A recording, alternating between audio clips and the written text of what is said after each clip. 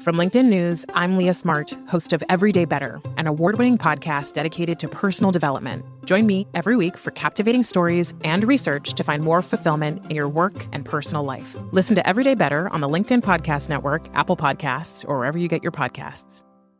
From LinkedIn News, I'm Jessie Hempel, host of the Hello Monday podcast. Start your week with the Hello Monday podcast. We'll navigate career pivots. We'll learn where happiness fits in. Listen to Hello Monday with me, Jessie Hempel, on the LinkedIn Podcast Network or wherever you get your podcasts. Hello, my friends, and welcome to another exciting episode of Negotiate Anything. This show is produced by the American Negotiation Institute, and with over 5 million downloads and listeners in over 180 countries, listeners just like you have made this the #1 negotiation podcast in the world. Hi, my name is Kwame Christian, and I am the founder and CEO of the American Negotiation Institute. Here at ANI, we believe that the best things in life are on the other side of difficult conversations, and we are passionate about providing you with the best content that will help you to make your difficult conversations easier, both at work and at home. Lastly, I want to remind you that we offer consulting and conduct trainings, both virtually and in person, all around the world. Our focus is in 3 main areas. First, negotiation and conflict resolution. Second, leadership. And lastly, diversity, equity, and inclusion. Check the link in the description below to learn more about how we could work with you and your team. And now, without further ado, let's jump into the interview. Marcus, thanks for joining us today, my friend. Of course. Thanks for having me. Really appreciate it. Yeah, it is my pleasure. So listeners, this is going to be a reverse interview. So Marcus is actually going to be interviewing me. So before we start, Marcus, can you get us started by just telling about yourself and telling us what you do? Yeah. So, hey, everybody. My name is Marcus Banks. I'm a stand-up comedian based in Chicago, Illinois. And I also run a company called Your Charismatic Co-Host, where I come on and spice up your podcast. Absolutely. This is really cool. So I first of all, I think it's a really cool business idea, you know, just being able to interview the host of different shows. I think that's really cool. So I'm excited to share this with all my podcast friends. But yeah, we appreciate this too, because instead of giving the world an update with like a boring monologue, now we can have a conversation with somebody who by definition is charismatic and funny as a co-host and a comedian. So looking forward to it. So where should we start, Marcus? Well, I'm curious about how ANI got started in the first place and what inspired it and what moves you made to make it come to be. Yeah. So essentially with ANI, I wanted to build the company that I always wanted to work for. There just weren't that many opportunities to work for a company like this. It's pretty unique. And so for me, I've talked a lot about the fact that back in the day, before becoming a lawyer, I was a people pleaser. That was something I really struggled with. And so it wasn't until I got to law school that I discovered negotiation and conflict resolution as a skill set. And I took a class, and that's when I fell in love. So it was the first time I was able to recognize that the ability to advocate for yourself was a skill, not just a talent. I didn't realize that I could get better at this. And so I took the course, did well, and then we had a negotiation competition at Ohio State. And my partner and I... Negotiation competition. Yeah. Oh, so these things are really fun. And so in law school, they have moot court. And so you get to do a pretend trial practicing. But in one aspect of it, like another type of competition they have is a negotiation competition where they have you and a partner, you represent a fictional client, and then you go head to head with somebody else, with lawyers and judges and mediators from the community, actual like professors and practitioners looking at you and judging the competition. So it's pretty cool, pretty intense. And so it's like debate club on steroids, basically. Exactly. Yeah. That's exactly what it is. And so I didn't know about negotiation competitions before law school, but it sounded pretty cool. And so my partner and I, we won the competition at the law school, which again, for me, coming from that people pleaser background, was a bit of a shocker, but I was just obsessed with it. I was like, I can get better. Let me keep on trying to get better. So we just really outworked the competition, just practicing and studying and role playing and putting our strategy together. I became obsessed. And so that allowed us to represent the school at the American Bar Association regional competition in Ottawa, Ontario. Oh, And this then is like a whole thing. It wasn't just like in yeah. Ohio State, we're having fun. No. It's like, it's like a national phenomenon. Yeah. So for us, the OSU competition was like a qualifier. So that's how we picked. It was like 55 different teams that year. It was a massive year in terms of like how many people wanted to compete. And so the top 2 teams get to represent the school at regionals. And so that was pretty sick. And we won that competition too. And then that allowed us to represent the region at the American Bar Association national competition. And we made it to the semis. And, yeah. So I was hooked, man. I was hooked. Like, because again, that's year 1. Oh, we're competing with the best in the country. And again, it was only because I became obsessed with it, just constantly studying, reading, doing extra work and things like that. So after that experience, Marcus, I was like, oh, I need to figure out a way to share this message. Other people need to know, because it made me wonder just how many people out there were in that same situation where they don't realize that they can improve their lives, their careers, their relationships by improving this skill. And so that's where the motto comes from for A&I. We believe the best things in life are on the other side of difficult conversations. Wow. And so for me, it's just about spreading the message as far as we can. That's beautiful. That's what's up. I mean, I had no idea that debate, what were they referred to as negotiation competitions? Yeah. Wow. It feels like you were like this. Did you guys win, or was it just semis? No, we made it to the semis, but I mean, it was a big competition. Okay. So like, what is that? That puts us in like the top 8, top 4, or something like that of the folks in the country. I mean, if you're top 4, you came up with A&I. That's it. What is first place doing? Does anybody remember first place? Does anybody even remember second place? Who knows who the third place guy was? Who knows, man? We know who the fourth place guy is, so we're right here. Exactly. Listen, man. That's why I have the podcast, so I can tell the story. Hey, remember me? But yeah, man, it was cool. And so for me, like the podcast even is older than A&I just by a couple of months. Like I started the podcast because I wanted to share as much as I could. Didn't know where to start sharing. I said, all right, let me start this podcast. Nobody was really listening at the beginning, just talking to some friends and putting it together, you know, but the thing was, I just didn't quit. And I think that's one of the differentiators, because most podcasts on average quit between their 6th or their 9th episode. That's usually how far they get before they pack it in. But now we're creeping up on 600 episodes, 6 years. Wow. That's impressive. It's just the consistency. And I think that's really what I chalk it up to. Yeah, no, I'm a comedian, and I have many a friend who've tried to do a podcast and they don't get past the first episode. So I know how hard it is. And they don't have anything nearly as interesting as negotiation. It's usually about some TV show that nobody watches but them. So no wonder it doesn't move past the first episode.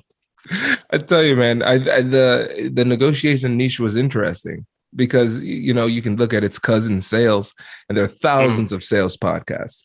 But when you look at how many, oh my gosh, yeah, there's probably new sales podcasts every week that are coming out. Interesting. Yeah, but on the negotiation side, not that many. Like when I started, I was the only active show. Every other negotiation podcast had stopped running.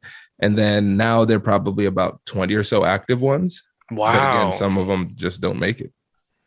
Okay, I don't want to diss sales podcasts, but we'll just move on. That just sounds like the most boring thing in the entire world, but that's okay. Maybe that's what I'm for. Exactly.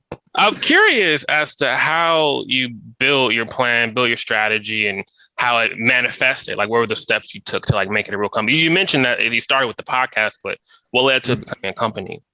Yeah, so that was the interesting thing. The podcast is what put me in that position, because that's how people started to know me in the industry. And so starting it, I had this idea. I said, okay, I want to become a thought leader in this. How do I do it? So I did some research, looked at the people that I admired who were thought leaders, and I tried to reverse engineer their success. Like, how do they get there? So I said, all right, the people that I look at, it seems like they have 3 pillars of thought leadership. So I said, I'm going to try to knock off one big thing every single year. So the first thing is they have a method of distribution of their message that they control completely. So for me, that was the podcast. So I have control of this medium, even with the deal that we just negotiated with LinkedIn. And we'll talk about that in a little bit. I still own the IP and I still have creative control over the way that I do this, which is great. And so that was an important part of the process. So that was 2016. And then 2017, I said, okay, the thought leaders, they have this a speech that's on stage in front of a lot of people. That's really impressive. So I said, all right, I'll do a TED Talk. And so we did that TED Talk in front of 1,200 people. And now it's at 300,000+ views. But there was a lot of practice that went into that and a lot of ideas and thoughts that went into that. So that was year 2. So that was 2017. And then 2018, I said, all right, they also have a book. And so all of the ideas that didn't make it into the TED Talk, that went into the book. So the TED Talk is Finding Confidence in Conflict, and the book has the same name. Because when I started the TED Talk, I said, all right, these are all my ideas. It was 22 pages. And I had to whittle that down over months to just like a tight 2.5 pages or 3 pages of notes. So I'm like, I'm not letting all this go to waste. No. and so that went into the book. And so that was the approach. It was the podcast, the TED Talk, and the book. That's the pillar of thought leadership. And then I built from there, and that gave me the credibility to get in and serve some of the biggest companies in the world. And it's been really cool. Nice. Does your company invest in professional development training?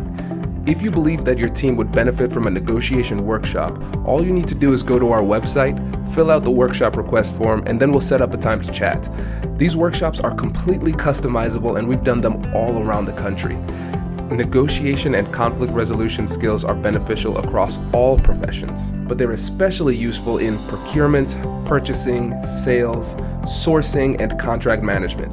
Our calendar is filling up quickly, and we even have some workshops scheduled for next year.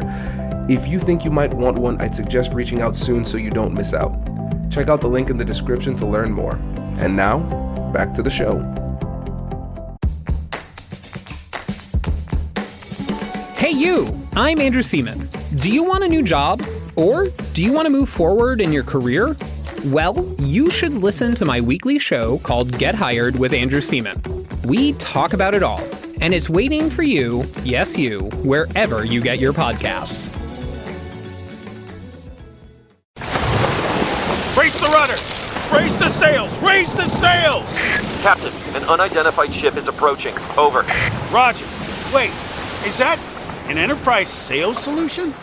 Reach sales professionals, not professional sailors. With LinkedIn ads, you can target the right people by industry, job title, and more. We'll even give you a $100 credit on your next campaign. Get started today at linkedin.com/marketer. Terms and conditions apply. Do you remember your first client? I do. It's a funny story. Yeah, what was that like? And so it's funny. I haven't told the story to him in this way, and I think he'll be interested to hear it this way too. So he was somebody who reached out from the podcast, and he said, "Hey, I'm a lawyer. I've got a lot of experience." And at that point, I was saying to myself, "No way. Did I get a client? Are you for real?" Like, so what's your help? No way. Right. So I thought it was like some kind of scam. I was like, no, this cannot be real. This has to be some kind of, phishing scheme. But I was reading the email. I was like, but it sounds really lawyerly. It sounds really legit. Let me try this out. Oh, I know that feeling. Oh my God. Yep. So I was like, but I was cautiously optimistic. So I picked up the phone and called him, and he's like, "Hey, I've been listening to the podcast." I was like, "This is much more legitimate than any other scam I've heard. So let's keep going." And so he's like, "I've been listening to the podcast for a while, and I'm really good as a lawyer in my field, but I've often struggled with the personal side where with the psychology and the negotiation type of stuff. That's your strength. And I have this big negotiation, multi-million-dollar deal. I want to see if I can bring you in as a consultant." And he's like, "I've been practicing law for 28 years, but this negotiation side, that's really tough for me." And so for me, at the beginning of my career, I was pretty insecure about my age because most negotiation experts are a lot older than me. And so as I was hearing him say that, he's like, I've been practicing law for 28 years. And I was thinking, man, he does not know that I have been on this earth for 27 years at this point. And, but we struck up a great conversation, have a great relationship still to this day. And the deal worked out. We got a good deal. He brought me in on another deal later that year and closed that deal, went really well. And incredible. So that was really, really cool. And it was a blessing and a curse, Marcus, because it was cool because I said to myself, wow, this is viable. I can make a living off of this. This is really great. And then the other thing was, it was such an incredible opportunity at such an early stage that I started to think like that's where the majority of opportunities were going to come in. Consulting with lawyers. I said, oh, I'm a lawyer. I come in as a consultant. Well, I worked with him one other time. Another opportunity came up, but since that day, I've never had another lawyer consulting client. Interesting. So I've done a lot of trainings. Yeah, well, it's all companies doing those negotiation deals. And if I work with clients now, it's almost exclusively training. And then every once in a while, a corporate client will bring us in on a big deal that they need help with. But it was really interesting because I started to pursue like lawyers as potential clients for consulting. Yeah. And that's not where the market was, which was interesting. And so it's been interesting to see the market kind of reveal itself to us over time. Yeah. And then you guys paying attention to that and you're not trying to force something that isn't actually there. Because it takes a lot. It takes a lot of humility as a lawyer to even reach out to another lawyer for help like that. And I don't know if lawyers are the most humble people in the world. So it makes a lot of sense that, these companies are asking for your help instead, Exactly. And that's the thing, because lawyers will bring me in now, law firms will bring me in to do like continuing legal education training. So negotiation trainings, conflict resolution trainings. But not on the consulting side. But I think this is still really enjoyable to me. I love doing the trainings, and the diversity of clients that we have has been insane because, I have to remember the NDAs that I've signed, but it's a lot of recognizable brands. I'll just put it that way. A lot of recognizable brands. And but the thing is, Marcus, when it comes down to it, it's people talking to people. And so we have people who are negotiating big deals. They want like pure negotiation training. Then we have leaders who just want to be more persuasive, be more inclusive, be more, have better communication and resolve conflict. And then we started doing diversity, equity, and inclusion training too, focusing on connection and how you can have these skills of negotiation and conflict resolution and use it to bring cultures together and communicate, even though we're different, even though we have different backgrounds. And again, those diversity trainings often focus on the negative, on how things are so bad and why you should be afraid of interacting with people because of all the mistakes that you make. But I think what's been really refreshing is taking this fresh approach of negotiation and empowering people to connect through communication. And that's been just a really refreshing addition to the services that we offer because it's still on brand because it's people talking to people at the end of the day. Yeah, that's beautiful. And I feel like a lot of people probably have deep gratitude for what you're able to do for them. Just as a result of crushing these negotiation competitions. It's crazy to see how far you came from like, I'm just like trying to be the best negotiator to like, I'm like helping companies and people connect with one another. That's dope. Thanks, man. Yeah. What do y'all have planned for this year? This year's exciting. We have a couple of big things. And it started off with a bit of a disappointment, but one of my things I like to say is not just fail faster. I want to try different things, experiment and everything, but fail forward, take big shots. And even if you don't land the target, you still are in a bit better position. So at the beginning of the year, we were in talks with the Oprah Winfrey Network for a TV show. And we were close, went out to LA, did some recording, met with the executives, and they were interested in the concept. And then they were like, all right, we'll get back to you. And then later I got the feedback from our producer that we went with. She said, hey, they loved you on camera. They thought you were really charismatic and everything, but they thought that you were, quote, too clinical in your approach, and we didn't think that you would bring the drama. And I was like, you're damn right, I'm not going to bring the drama. That's not what I'm supposed to do. So it's they don't want to help people is what they're saying. Could you imagine like a hostage negotiator? It's like, hey, there's the hostage negotiator. Here comes the drama. That's not good for business, right? So I was disappointed because this was always one of the goals. So Marcus, if you look at the trademark for Negotiate Anything, it will be, of course, it will say podcast, but it will also say trademarked as a TV show because I wanted to own the IP of it. So like parlaying the podcast into TV was something that I was always thinking about strategically. Now, after having that experience, I'm realizing that what it would take to be successful on TV in this type of field would be antithetical to the brand.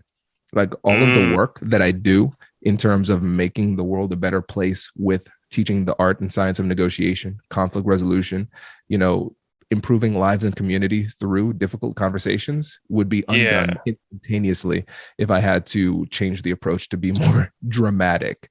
Yeah, it would defeat the purpose, and it would defeat, what I'm saying? Like you got to maintain your integrity, which is really impressive. Some people would just take that deal, move forward. They get to be on the old network. They compromise their entire set of principles. So it's taking that rejection to the chin, it says a lot. I'm curious about like what a typical episode, if we're able to, what a typical episode of Negotiate Anything would look like.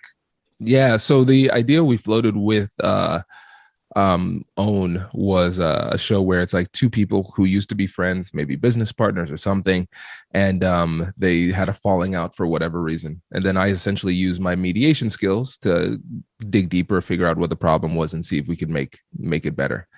That type of thing. And I like the idea of two people who used to be friends or whatever, and then working through the resolution, because that's something that we can all relate to. Yeah. We've all been in that situation, Another one would have been, I like doing breakdowns of conversations. So another show that I would have loved to do is actually have people sit down and actually trigger an argument. Like, let's watch them argue. But then it's almost like a sports show where you can pause it and say, you see that micro expression? I was just thinking that. Yeah, I was just thinking like John Madden with the circles and stuff in the middle of the game. Exactly. Yeah. That would be so cool. That would be tight. I love seeing, and this sounds really, twisted, but I love seeing conversations that break down because I love challenging myself to observe it and see the different forks in the road that led them to this point.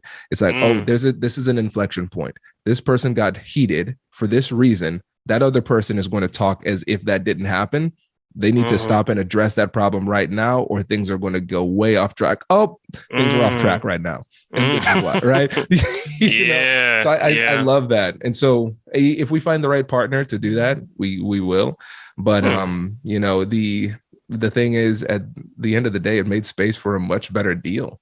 Like the deal with LinkedIn, where it's not just Negotiate Anything, but it's also they're in helping us to create a new podcast, Negotiate Real Change. That's under the LinkedIn banner, and I can create the content I want to create as often as I want to create it, and help people in new and unique ways. And so now that we have this relationship, it gives me a lot more license to spend time on podcasting because the deal's that good. So I don't feel bad about not spending time doing trainings or anything like that, because podcasting by itself is is worth it, which is great. That's what's up. So in general, what does the future hold for y'all beyond the the own network situation? You're trying to podcast more. Like what else are you guys looking forward to? Yeah. So the big thing this year is the book, the second book coming out. So the first book was Finding Confidence in Conflict, like I mentioned before, but the second book is How to Have Difficult Conversations About Race. So really providing that resource for those people who are having those conversations, because for me, I want to go where the toughest conversations are, because those conversations are happening. We might as well empower people. Absolutely. And when we think about the leaders within companies, we have people who are trying to create positive change in their companies. Well, this is great. This is a resource for you. Then you have people who are deathly afraid of conversations about race and other sensitive topics, and they got into the business world to do good work and help people. And now they have to have these conversations about topics that scare them. They don't want to. And so for the person who's afraid of having the conversation and just wants to survive the conversation, this is a tool that they can use to have those conversations safely and respectfully, without risking offending people as much as possible, Nice. So it's going to be exciting. It comes out September 13th, 2022. And I think it could be big, man. I'm really happy about that, but it was a labor of love, to be sure, because it took a long time. Is it like a toolkit or just like a stream of consciousness, or are there like exercises within it? Like what should people be expecting? Yeah, great question, man. So essentially, it's breaking down what makes these conversations so difficult and then what you can do about it. So it gives you specific tools that you can use in the conversation to be more effective, because that's really what it comes down to.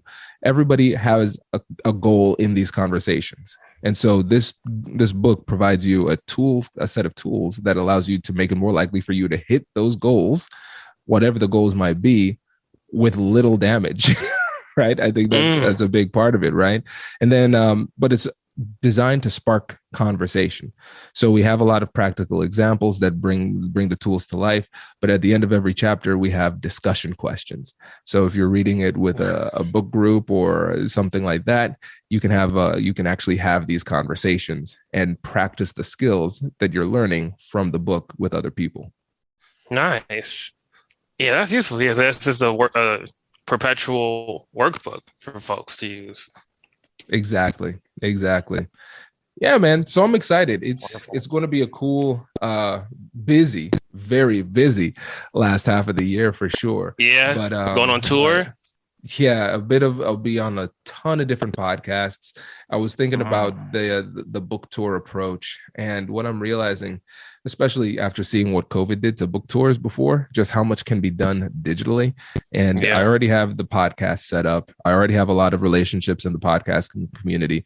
If I, for instance, were to fly to New York and we have a big event and we pack a room with like 300, 500, even 1,000 people, that's great. But I could just sit here in my studio like I always do and talk to one person from the comfort of my home or my studio. Correct. And reach like 10,000, 20,000, 30,000 people, so yeah. Why spend the money? Scalable. Why spend the money going somewhere, risking COVID for 100 people? We could just talk to the 10,000, like you said, directly from your couch or your chair. Exactly. Basically. Exactly. And I will say our CFO helped me to see the reality. Hey, crunch some numbers. Yeah. No need for all of that. No need. So I'm like, hey, message received. Okay. So we're staying put. I do enough traveling. Yeah, that's where that negotiation comes in. There's some tangible numbers as a part of that. Exactly. That's what's up, man. That's exciting. I'm excited about the book. I'm excited to see where you guys take. Do you still have any plans on like pursuing television? It would need to be the right opportunity, man. I'm not searching for those deals anymore. Word. I'll say it that way. I think what the deals with LinkedIn Learning, with LinkedIn, the mothership itself, with the podcast and everything like that, it's showing me that there's some really cool opportunities out there to monetize the content in different ways. And so creating our own course, our own A&I course, and selling that directly, that's something that's on the docket for the next 6 months to a year. But then also partnering with organizations like the Great Courses and Audible and some other digital learning platforms. That makes sense. We're in talks now to put on some content for them too, because that's evergreen. It produces income like in perpetuity. So trying to create some more of those deals, I think that's great for a number of reasons, because it generates revenue, but it also builds our audience as well, because we're going to be introduced to new audiences, which puts us in position to sell more trainings. So the content side of the company is going to be a major focus, but going more so directly on the education route. But I'm always open if there are other opportunities, but I'm going to be a bit pickier, because after this deal with LinkedIn, I'm like, oh, so this is what a media deal could feel like. Yeah, so this is the new barrier, the new line. Everything needs to be at least this good or better.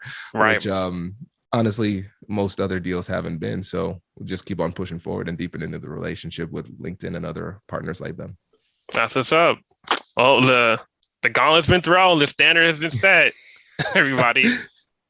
That's right, man. Well, I appreciate you coming on the pod as my charismatic co-host. Yes, awesome indeed. job. And Thank you. So if other people want to work with you and learn more about your offerings, what's the best way to get in touch? Yeah, I mean, you can hit me up by phone number. I'm not going to give that to a million people. So you can follow my Instagram. My name is Marcus Banks, but my Instagram is Barcus Banks. So the M and the B are switched over. BARCUSMANKS. And yeah, you can reach out to there and then we'll be in contact with one another. Perfect. And everybody, I'll put Marcus's contact info in the description of this episode. Thanks so much for coming on the show, man. Appreciate it. Thank you for having me. I really appreciate the opportunity. And I'm excited to see what A&I does in the future. Congratulations! You've just joined an elite club. By listening to a full episode, you're now officially on the Negotiate Anything team. So welcome aboard. What most team members do is they subscribe to the podcast because that allows them to automatically get the latest episodes of the show. The best things in life lie on the other side of difficult conversations. Keep learning, keep practicing, and keep getting better. Your relationships will improve, your career will soar, and you'll have the confidence you need to get the most out of these crucial conversations. Again, thank you for joining the team. We're excited to have you, and I will see you in the next episode. I'll catch you later.